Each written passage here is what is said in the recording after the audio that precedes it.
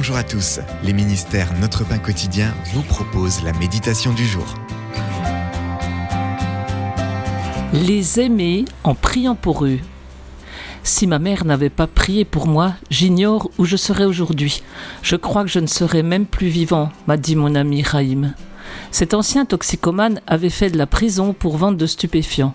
Un jour, il m'a parlé de la différence que les prières de sa mère avaient faite dans sa vie. Même quand je la décevais terriblement, elle continuait de m'aimer par ses prières. J'étais vraiment dans le pétrin, mais si elle n'avait pas prié pour moi, je sais que je ne l'aurais été encore plus.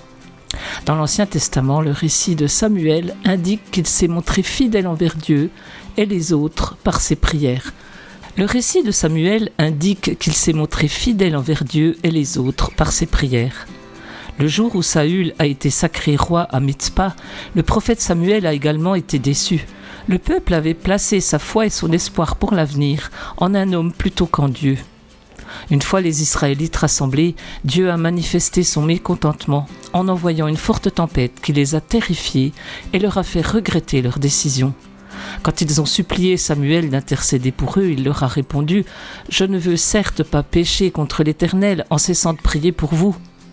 Cette réponse nous rappelle que de prier pour les autres assure la première place à Dieu dans notre cœur et notre vie. Si nous aimons les autres par nos prières, nous leur permettrons de voir ce que lui seul peut faire. Nous ne voudrions certainement pas leur faire manquer cela. C'était un texte de James Banks. Comment le fait de prier sans cesse vous aide-t-il à garder Dieu à la première place ? Comment prierez-vous pour les autres aujourd'hui ?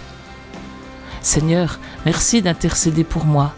Aide-moi à aimer les autres par mes prières aujourd'hui. Cet encouragement vous a été proposé par les ministères Notre Pain Quotidien.